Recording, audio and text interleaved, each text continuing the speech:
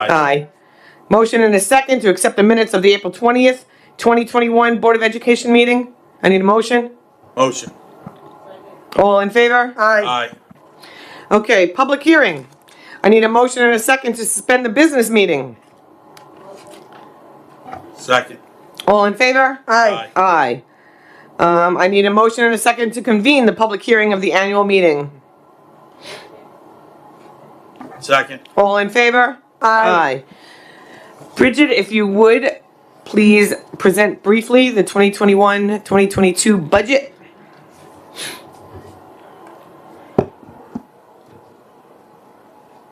So good evening. Thank you for being here with us for tonight's budget hearing. The budget process for school districts really begins in about November. All buildings and departments receive a budget building spreadsheet from the business office, and they begin to determine their needs, and they align their educational plans to the district's mission statement. In December, the budget meetings begin with the buildings and departments. We analyze spending and their submitted budget spreadsheets. In January, many factors that affect the tax levy limit begin to be announced by different entities, since the school district is only responsible for setting the levy. So everything else is set by the Office of the State Comptroller, the Office of Real Property Tax Services, the Town of Islip, and Suffolk County. In January, school districts also receive the first look at state aid via the state's executive budget. From there, since January, you've seen bi-weekly or monthly presentations to the board and to the public with updates regarding revenues and impacts to the tax levy limit. By April 1 of every year, the governor and the state budget are due. And we learned this year that Connecticut will receive an increase in state aid based on our state aid projection with the governor's final legislative budget. This increase, as well as a combination of increasing fund balance and reserves, allowed us to lower the tax levy limit, or tax levy in general, by about $1 million from 2.9% down to 1.99%. This is significant because, oh, I'm so sorry, Jesse.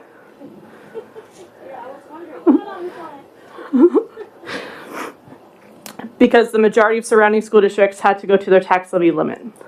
So the revenue budget for 21-22 is $203,581,707. I'll just give you a second with the slide, and we will move on. Okay. The next slide is the annual tax impact. An approved budget costs $15.60 more per month than the current year's budget. The next slide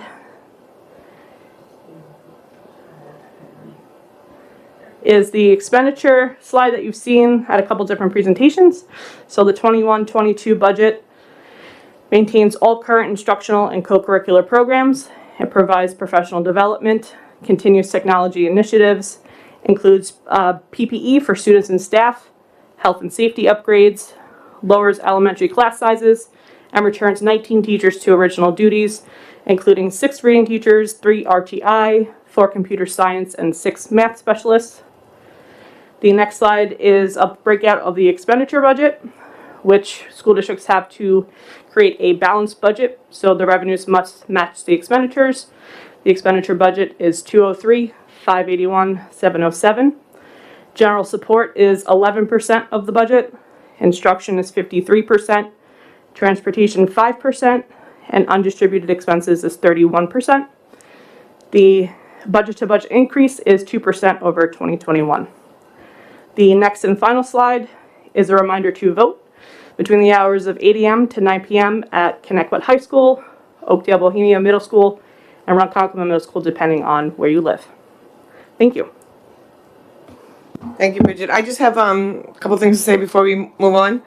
The tax levy cap is what?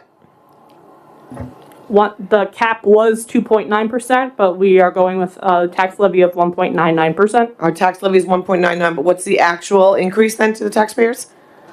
That number is different than the tax levy cap. That's the increase from last year to this year? Sure. So we went from 129,665,481 to 132,245,824. That is a $2.5 million increase. No, the percentage. So the tax levy cap is 2.9%. Right.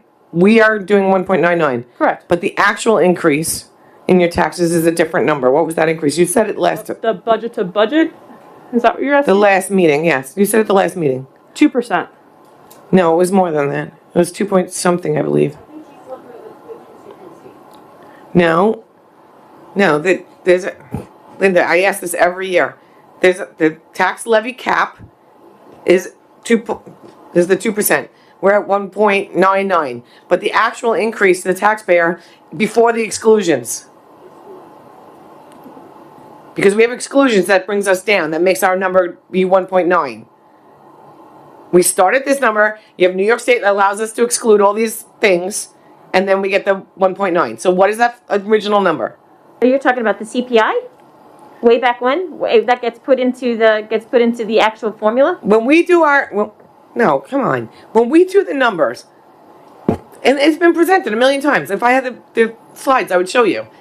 You start at this number, and then New York State says you can exclude this, and exclude this, and then we come up with the 1.9. No, that's actually the tax levy cap calculation, and the one that we got to this year for all the exclusions and the CPI and all that number crunching is 2.9, but we are going out with a 1.99. Right, because we have the exclusions. No, the exclusions are part of the original calculation of the tax levy limit. So you're talking about the calculation. Where's the report card? Is it on the report card? Did we get the report card yet? Yeah, it could be in this. I have it right here.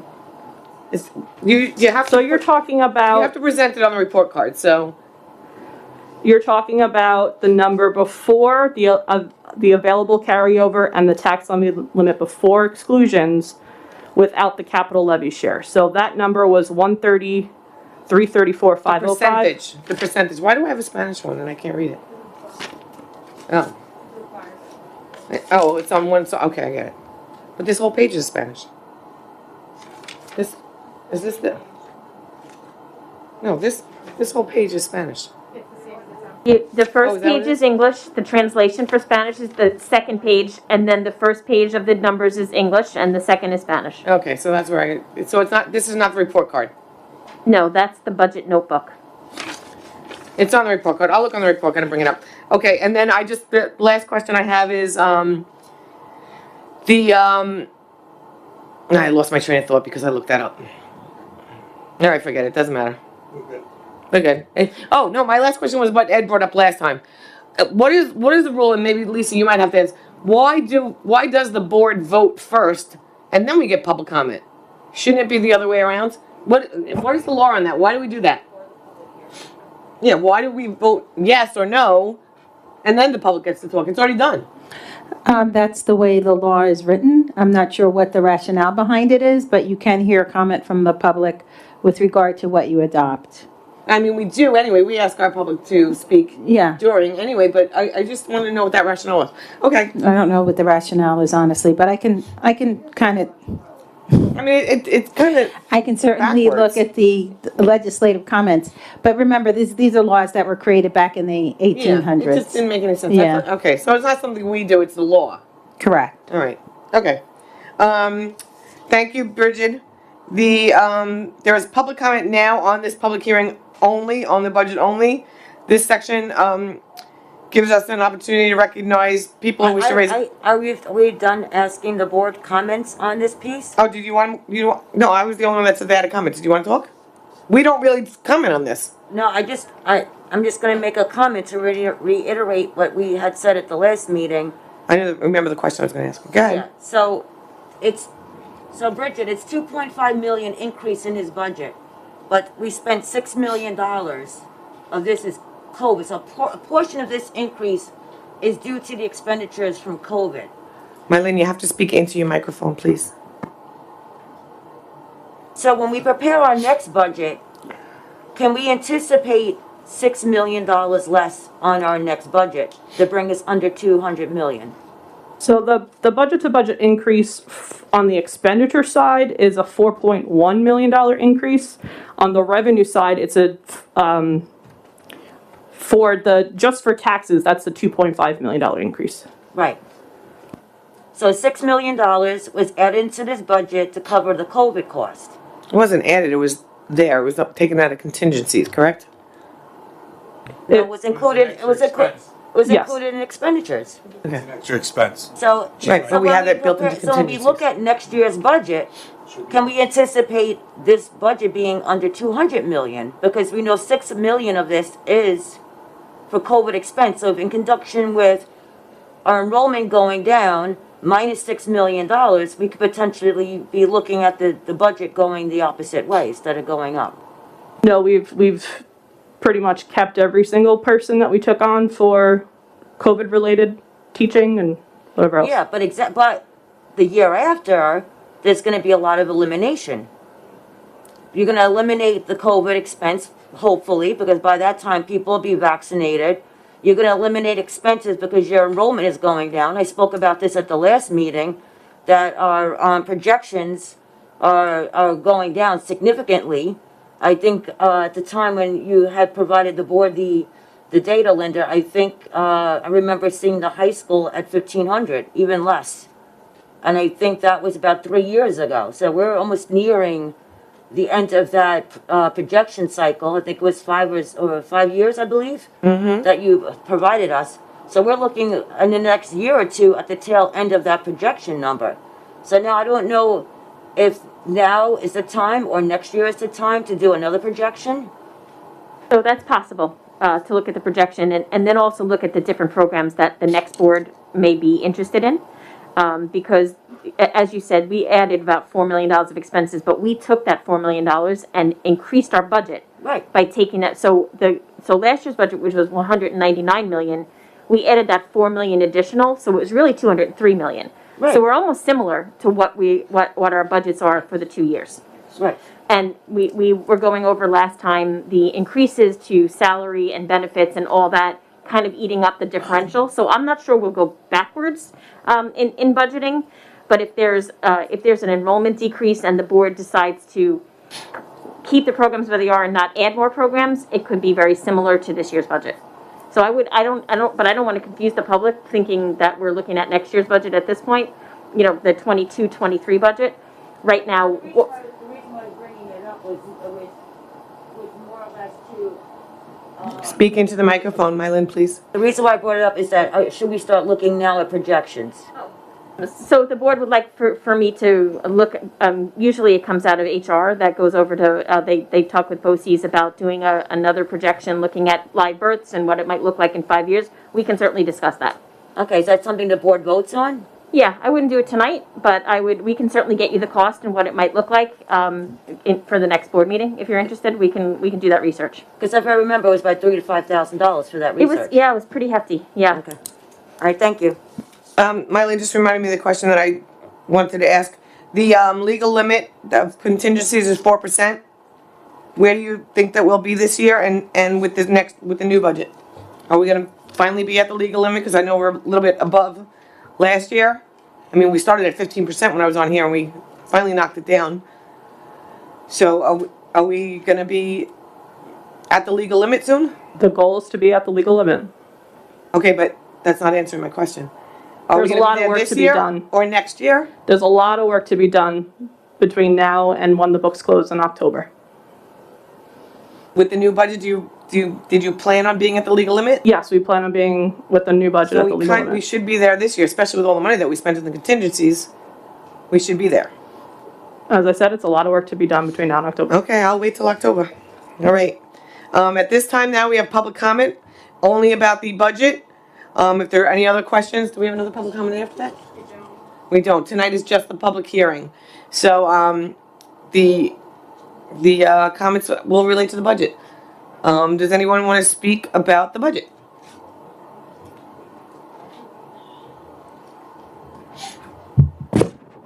Good evening. From what I heard this evening, you're saying a house assessed at $50,000, something like about $15.50 a month is their increase? Yes, Well, not really, but the town of Islip hasn't really determined the levy yet. The average household in my area is paying about $13,000 a year. A person has to pay about a quarter of their yearly earnings to cover that.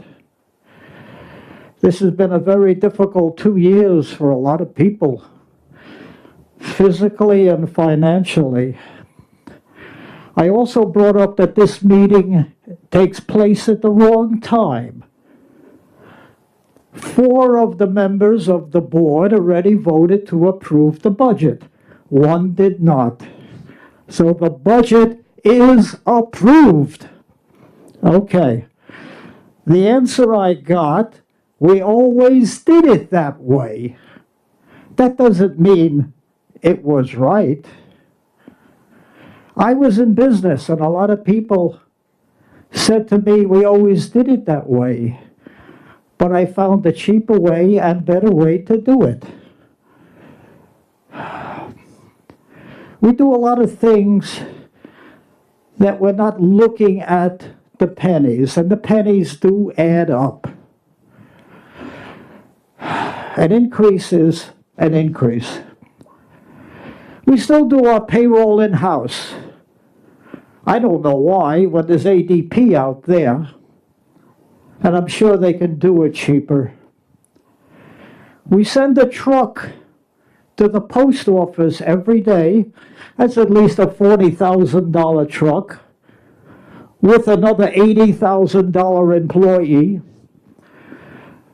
When the United States Post Office delivers to my house 6 days a week.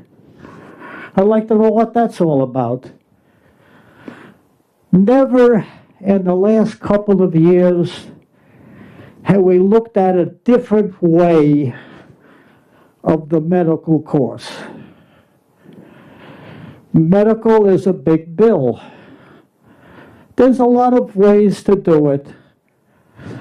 I gave my employees free medical, but I made them pay 100% for their wives. The wives here, we pay them money if they're not in the plan, and many of them are working for another company and getting medical coverage there. We have a lunch program that historically doesn't make money, doesn't even break even. There's nothing wrong in breaking even. You can't put out what you can't sell, and the kids are not buying what you're putting out to them. We're very heavy in administration. Over the last couple of years, I have seen the administration in this district rise. My accountant said to me years ago, he didn't know how I managed a company with so few people. Because I looked outside the box. I had a computer when no one had a computer. It had a blue screen with white letters. And I had to get it from Texas. And when it broke down, they UPS'd me another board. Over at the library, in the big meeting room that's right next door, one of the custodians with their technical expert replaced all the lights with, I guess, some kind of combination LED that not only does it give more light, but it saves money at the electric bill. Just because we did something a certain way doesn't mean we have to keep on doing it. And I hate to be the thorn in your side, but I'm going to try now that COVID is basically over to be here, and God bless the children that they continue to stay well.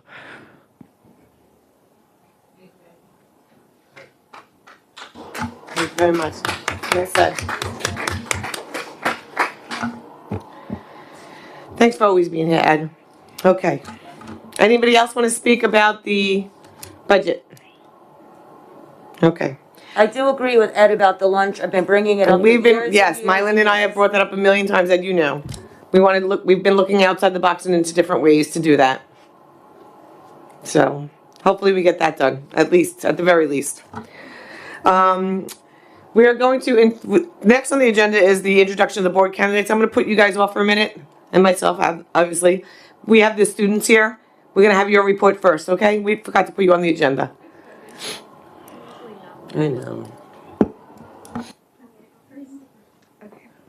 Hello, everyone. I hope you're all doing well. So right now we are planning the ring event jointly between the sophomore and junior class. The tentative date for that is June 11th. It will be held outdoors for people who purchase class rings. We are currently debating whether or not to charge people who did not purchase class rings to come to the event. They would have to pay a fee. We're not sure what that looks like or even if we will charge, but that is in its planning stages.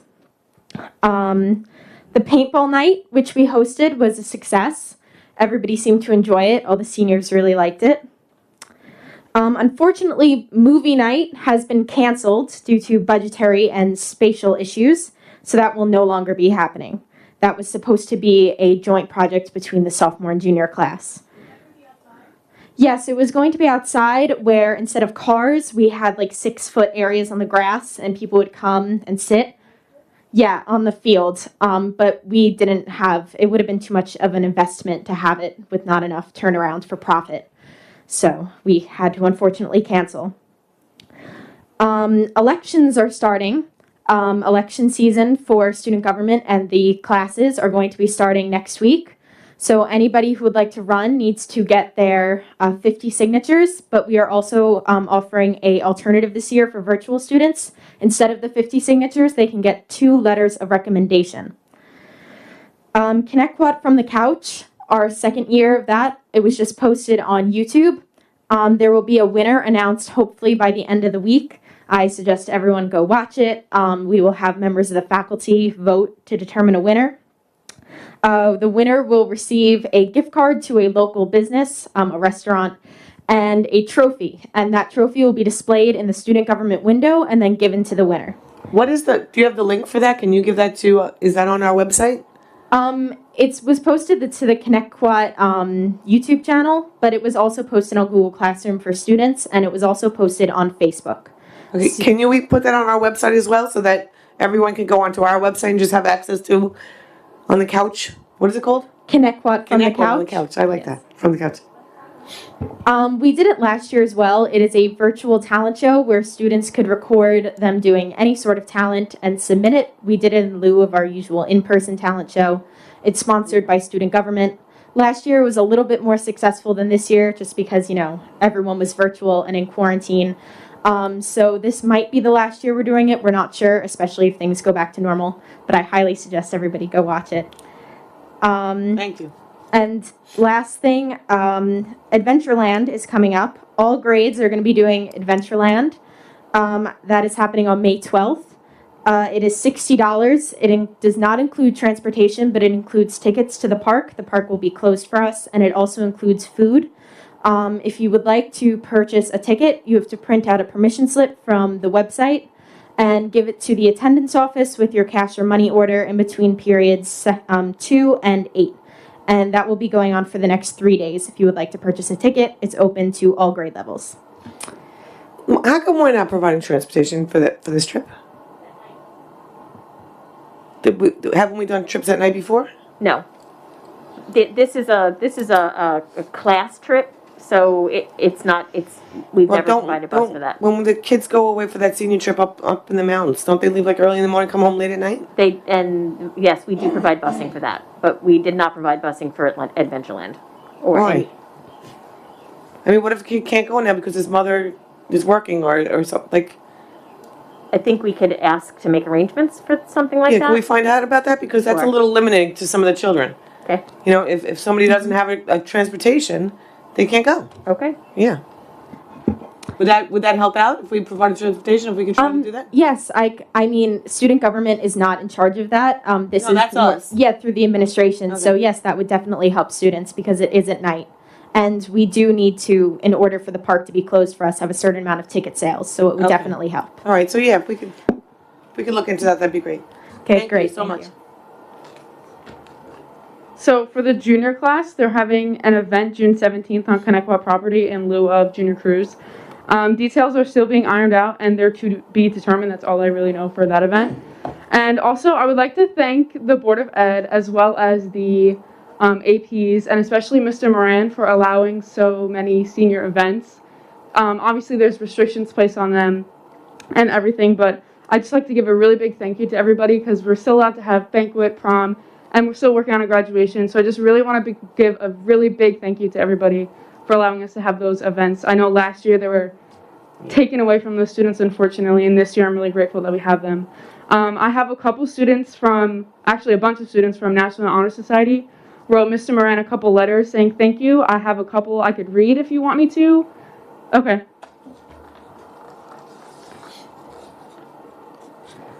Okay. So one says from Akala Perez, Dear Mr. Moran, going into this year was really hard. I was happy to be back in school, but I knew it wouldn't be anywhere near normal.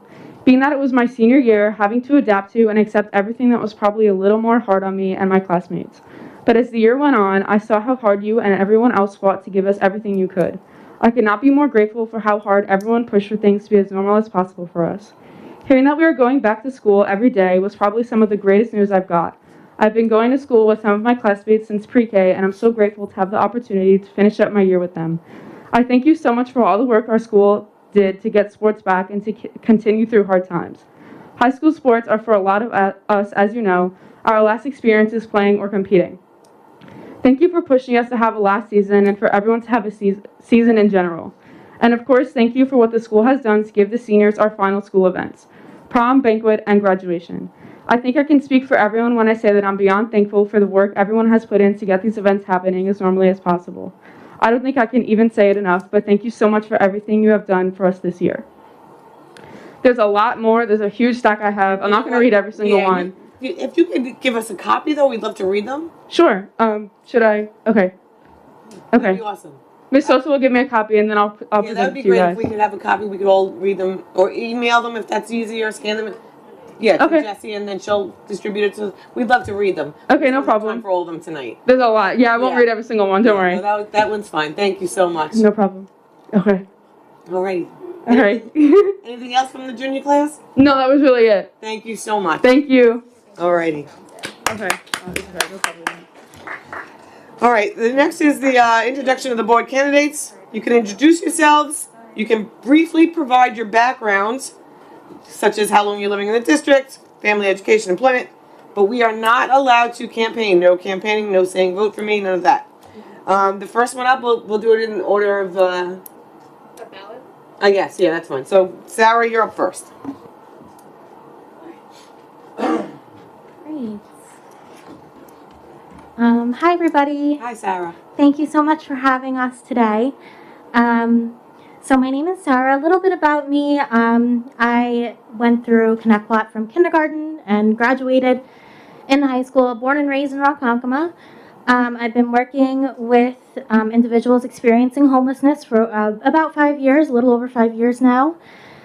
And I'm currently working with veterans experiencing homelessness, and I'm just so thankful for where I am, and I'm very passionate about it. So I'm also very thankful for Connecticut, and I attribute a lot of where I'm at now to the guidance that I've received from the Connecticut schools and the faculty. So as a recent graduate, I also feel that I do have an idea of, what the struggles have been. I also experienced the COVID lockdown and the change in the scenery as I'm a current college student in Suffolk. I graduated from Suffolk with my associates. I'm now in Stony Brook, and I'm looking to graduate in actually a few short weeks with my bachelor's in social work. I've been accepted to Stony Brook's master's in social work program, the one-year accelerated program. Very excited. I'm very thankful to be here and to be accepted. And another note that I also have been a member of the National the National Society with Social Workers, the NASW chapter, the New York State, and I've been working with them scrutinizing the New York State budgets. We've been working on that and submitting just our changes that we've been wanting to see. So I do have a little bit of budget background, and that's a little bit about me. I do have a sister in the district. She's 12. She's taller than me, and she's also way too smart for her own good. And she's my whole world. So that's a little bit about me. And again, I really appreciate the opportunity to speak and introduce myself. So Thank you, Sarah. Thank you. Okay. I'll go next. I'll just stand up here. My microphone's a little bit louder. Hi, I'm Eileen Panico. I'm currently the president of the Board of Ed. I've been coming to these Board of Ed meetings for about 17 years. My experience is in accounting and budgeting. I've been on Board of Education committees for the budgeting. I am hard-nosed about it, as Bridget can attest. I want everything to be done legally, and I want the money to the taxpayers at the lowest that we can possibly do. I am loud and obnoxious at times, but it's only because I care about the kids, and I want what's best for the kids.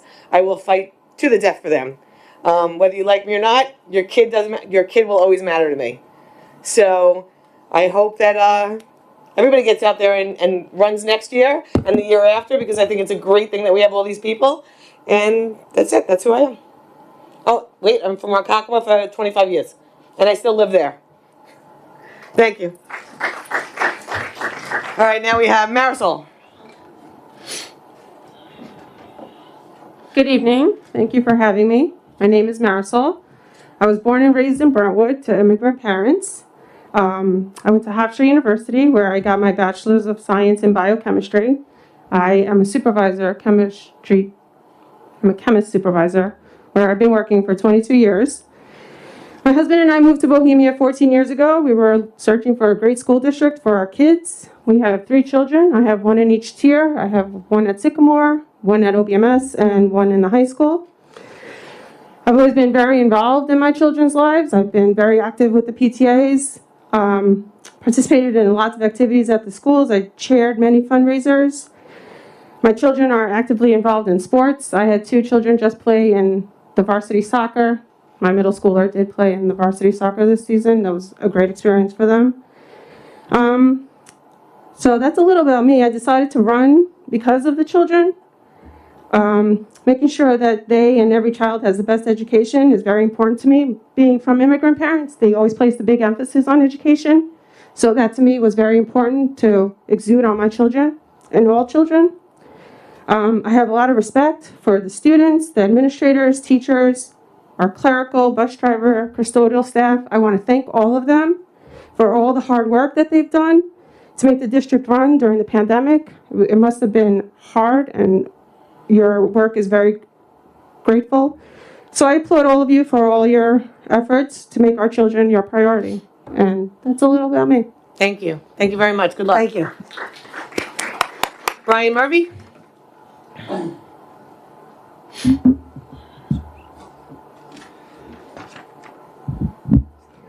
Good evening. Thanks for having me.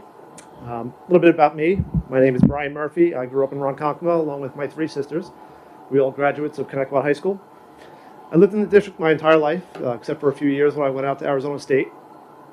I received a degree in business management. I have more than 20 years of professional sales experience in medical and technology sales.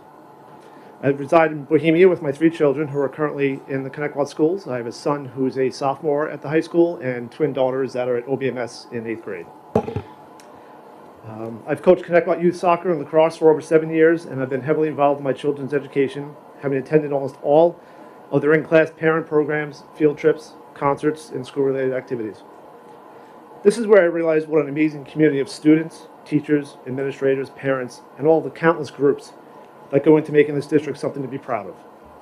My children and I have had nothing but positive experiences in our education here at Connecticut. I hope to contribute as part of a collaborative team to have thoughtful conversations with objectivity, mutual respect, and kindness. I'm running for the Board of Education for all the children, for those that are just starting their T-Bird journey, like my niece and nephew at Boston, and for all the other amazing families I've met along my journey here in the district. It's about the kids, and I hope to make Connecticut thrive and become a better district for years to come. Thank you. Thank you very much. Good luck. Mark Washaw. Hello, everybody. My name is Mark Warshaw. I've been a resident of Connecticut for the past over 25 years. I'm basically self-employed for about 30 years. I have a wife at home that I adore. I have 2 children. My first child is graduating Hofstra University this semester. He's also been on the dean's list for every semester, which I'm extremely proud of. My other son is an Army man for 4 years and also working at the Smithtown School District as maintenance for 10 years, and now is back in school at St. Joseph's College and going for his 4-year degree. He's on his 3rd, and he's actually been on the dean's list too. So I'm extremely proud of them. I basically believe in full transparency, doing what's right for the community, even when it's sometimes the things that not to go along with everybody. Sometimes this job up here is not a job that's very popular, by no means. But what goes on behind the scenes also is we fight a lot, and we basically fight to save every single dollar. What Ed said tonight when he spoke about the little things add up, as the rest of the board could probably tell you, I'm one of those guys that fight for every little thing. Everything makes a difference in this district, and we need to do that. I'm an advocate for all the children. I love children. I basically care about all the people in the community, and I will be an advocate. And always, if you have a problem, you can call me. I'll be the first one there, and I will stick up for you if I look into it and it's what you need to have done. And that's the problem I sometimes have, is I get involved when I shouldn't. But it's just who I am and what I'm going to do. I just thank everybody for the opportunity to introduce myself again. I urge everybody to get out there and vote, and I will try to save as much money as I can for the district and do whatever I can for the children. They do come first. Thank you. Thank you, Mark. Thank you all for coming tonight. Good luck to everyone. Okay, I need to adjourn the public hearing. I need to call for a motion in a second to adjourn the public hearing and resume the business meeting. I need a motion. Motion. Second. All in favor? Aye. Aye. Okay. Recommended actions, personnel matters. Schedule 1, resignations, terminations, leaves of absence. I need a motion and a second to approve the personnel matters from Schedule 1. Motion. Second. All in favor? Aye. Aye. I need a motion and a second to approve the personnel matters for Schedule 2, appointments, tenure, salary changes. Motion. Second, all in favor? Aye. Okay, the consent agenda. I need, where's my little thingy here? There's some changes to that. We are tabling item number 8. So I need a motion and a second to approve items 2 through, and there's an addition, oh right, sorry, there's an add, consent agenda item number 12 with an amendment to that, as amended. That was the contract we talked about. It has an amended thing on there. The work agreement. Okay, so we're adding that on as we amended that. So I needed a motion and a second to discuss items and approve items 2 through 12 minus item 8. First, we can have I need a motion and a second, then we can have discussion. I'll second. Any discussion? I actually did have something I had to bring up, right? Where's my sheet? Did anybody else have anything on there? First of all, I think that piano thing is awesome. And I thought that was a great donation. The transportation is what I wanted to bring up for them. And I think that was it. I think I just wanted to bring up that transportation. Lucy Pugland, there's a Hold on. memorial scholarship for her. Okay, yes. Just so, I can't say enough about her. She was a wonderful, kind, Yeah, that's all I had. sweet woman with the children. They loved her. My children loved her. So, Yeah. so to see her name as a memorial, it just chokes me up because she did a lot for our district, and it was beautiful what she had done for the kids. That's nice, Mylene. Thank you. All right, so I need an all in favor then for those items 2 through 12 minus 8. Aye. Aye. Aye. Aye. Okay, where's my sheet now? Oh, that's it.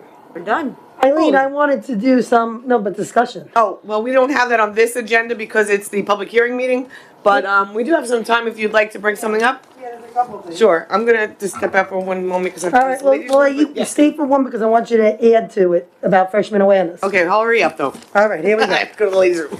Okay, first I want to say thank you so much to so many different people. In the last 2 weeks, I got to go to a bunch of different things. First, for freshman awareness, thank you, Miss Goodwin. Thank you, Mrs. Semp. Thank you, Ms. Semp, for getting us on. We had some technical problems, Yeah, I had me, some technical Eileen, and difficulties. Mylin. But we all got to go on and got to see what was going on and let them tell about theirs. I didn't get on, Jackie. I never got on. Oh, I got on. Yeah, I never got on and I got I'm to so hear sad. the bedtime story, and I really got all choked up even listening to it. I had to shut my camera off because it was beautiful. You girls did an amazing job. To all the staff that was involved, all the teachers, all the staff that helped out, I absolutely love freshman awareness, and I hope next year it's back in person, normal and I in hope that I person. get an invite because Although I don't know if loved I it. want to sleep on those air mattresses again, but I'll tell you what, but they I'll stay were- up. it's still a lot I'll of do fun the for the kids. all-nighter. I'll do the all-nighter. I'm good. We I did, loved it. Mylin, how many times have we done it? It's a great thing, and I really do enjoy hanging out with the kids. So for me, the bad back the next day was kind of worth it. I know that you two are both, Mylin and Eileen, I know you two are the biggest. I love that. I mean, supporters everything of that they freshman do and awareness. say for those kids is amazing. It was awesome. Yeah. And I have to say, thank you so much to Mrs. Sempt and Miss Goodwin again for also they had all the kids thank me for being on there. Aw. So thank you to all the children too for being so sweet, kind to Aw. me and accepting and allowing me to come into your freshman awareness and join in. It was actually very nice and really it was wonderful. Wonderful. The next thing was the Cherokee Wellness Day. Thank you, Linda, for allowing me to go there, and thank you to Mrs. Leahy for inviting me. Both of the social workers at Cherokee are top notch. They did an amazing job focusing on the children's mental health while making it fun. It was incredible. To say that now I want my own little, they had like little pets on the desk for the children. And it actually teaches the young kids about responsibility and empathy. And I absolutely wanted to take all their little pets home with me. The little pandas, the little koalas. It was beautiful. And I just wanted people Jackie, to know. didn't you do the meditation room too? Let me tell you something. I did the yoga. I watched Mrs. Leahy do yoga. And I watched her play kickball with the 4th and 5th graders. Way to go.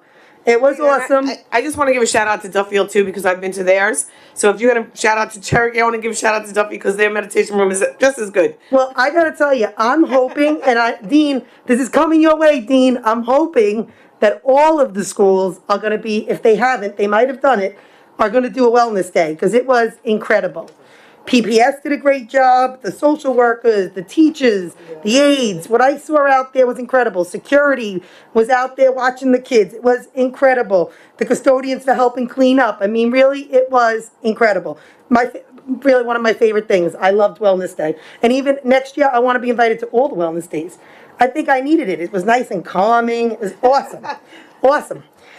Moving on, I got to attend something very special, so I'd like to thank Dr. Adams, and I'd like to thank Mr. Pete Malloy, because they actually were able to bring me with them to a special gymnastics meet, the Long Island Championship.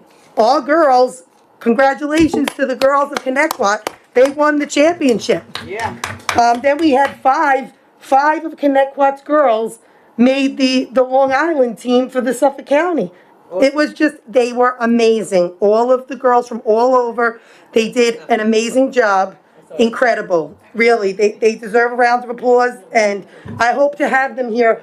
Eileen, this is what I was saying, May 25th, I would like to have a meeting, and I would like to have the kids. I'd like to bring the kids in, so I think we're gonna make a special meeting on May 25th. It'll be right after the vote, but we can have the Long Island Championship girls here for our gymnastics. I would like to recognize them. That'd be awesome. We could do that I would now, right? also like to say that I went to volleyball games with Linda and I had a great time. And even though we didn't come in first, we came in second. And that is unbelievable and incredible. What athletes we have here at Connecticut. I mean, honestly, you girls did an incredible job. watching you guys play was amazing. So again, great job to them too. And I think, let me see if that might be the last thing. Let me see. Oh wait, one thing going to Dean. Dean, I just want to make sure that with all of these, not going to go over the dates and stuff, but all of these moving up ceremonies that we're doing, we're making sure that the graduations don't conflict with the other ones, especially elementary, because some kids get bused from other schools to, let's say, Cherokee or Sycamore. I don't want to see that parents can't be at their kids' moving ups. You know, if you have children that are moving up at two different schools, which could possibly potentially happen if you have twins or something like that. Yes, that all was taken into consideration when the dates were selected by the elementary schools. So. Okay. I have two things really fast. First of all, you updated the opt-out numbers and with the virtual students, right? And those are going to go up on the website. The other thing that I had, and Mylene, I believe, has the same question about the regents. I've gotten a lot of questions in. If a child fails the regents, are they still passing the class?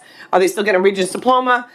We need to make that a little bit more clear because I don't think the parents understand how New York State did all that, because some of them you have to take, some of them you don't.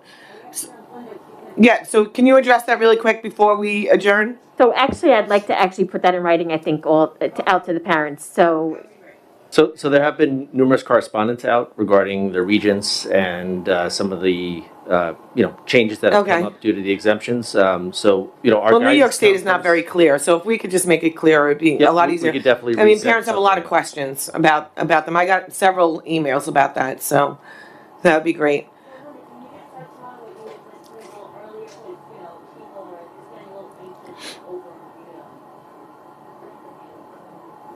What was that? I can't put your microphone on my. That they want to know because the regents is okay. So you if you could do a brief thing now and then send it out in writing, that would be great. So this year, the New York State is offering an exemption for students taking the regents. In order to qualify for an exemption, the student must be passing the course. If the student passes the course, they will get an E on their transcript. If the student decides to sit for the regents, we elected and the board approved a do no harm, so that it will only be included in the student's grade if it benefits the student. If the student does sit for the regents exam, it will be recorded in their permanent record, but not on their transcript. The permanent record is eSchool. That's our student management system. If a parent or student wants it to be reflected on their transcript, there's a process that we are all set up, during the summer that they can request it to be put on the transcript. Other than that, that's pretty it. We are also offering the credit recovery that also went out to parents. So we're excited about those opportunities and to help our seniors. Is any child that wants to reach out, if they're having any difficulties and you can't get in touch with someone, which is usually not likely. I mean, if you email one of our staff, they usually get right back to you. But if you didn't get the answer that you wanted, you can always call one of us board members. We'll always try to help out because we love the kids. I need a motion in a second. Wait. So one question. One more? Yeah, that's quick. So Dean, you may or may not know this answer. Do you see a lot of the opt-out on the regents exams? So I don't have that specific data tonight, but I will share it with the board. We did ask parents to submit whether they were sitting or not sitting for the regents today, exam right? The due date? In order to. That due date was plan. today or yesterday? The due date for the submitting for that. I know Mr. Sidman sent out an email that they had. Yeah, that was for credit recovery. Was the deadline okay, yesterday? that was different. Oh, I'm sorry, you're gonna kill me. One last question, because this is another. See, you lie to me all the time, Mylene. Linda, so right now with the graduation, if parents going to come to attend these graduations, let's address the high school for a second. So are we still having to test, provide vaccination? Where are we at with that now? So we have not received any update since the last board meeting that any of the regulations would be changed. So at this point, in order to go above the 200-person limit for an outdoor event, everyone at the event would either need to provide a PCR test that within 72 hours of the start of the event, a rapid test within 6 hours of the start of the event, proof that within the last 90 days they had recovered from COVID, or proof that there were 2 weeks past their immunization series. So we did put out a survey to the parents because at this point we're trying to figure out if there's capacity for us to even be able to clear approximately 1,300 people to be on the fields. If we even only asked for or only permitted two attendees for each one of our graduates, it would be about 1,300 people that we would have to clear. Linda, isn't that restriction going to be lifted on May 31st? Didn't I just hear that on the news? May 19th is. So we've heard the same rumors that you have, but we have nothing in writing from the Department of Health yet. I see. But at this point, we did put out a survey to all the Connecticut High School parents and guardians. I did email the community, the senior parents and guardians with the responses. We did have 380 individual surveys out of 446 members of the senior class. Question number 1, would you allow your senior to document their COVID-19 status in order for your senior to be part of the ceremony? And only 6% of our parents said no, they would not. So Linda, I do have a question with that too. I did get the same thing, but I also got some questions from parents who are virtual and whose child may or may not feel comfortable going, even if the restrictions are lifted. And again, I believe in parental choice. So the students that are virtual right now, if they don't want to attend the ceremony, can we still recognize them in some way? Like maybe announce their names or put them on a Zoom screen or something at the graduation? So just because they choose to be virtual or are comfortable with going doesn't mean that we should forget about them, right? We actually were talking about potentially flashing pictures. We definitely will read their names. Or zoom them in somehow. Yeah, just something. I want to include them as well. Like every student should be included. I agree. No, you're done. Oh, I actually. Oh, okay. Okay, so sorry. So that was 94% of our parents who were part of this survey said that they would allow their child to be documented. That would basically mean that the 21 parents who said no, those children could not come to the ceremony.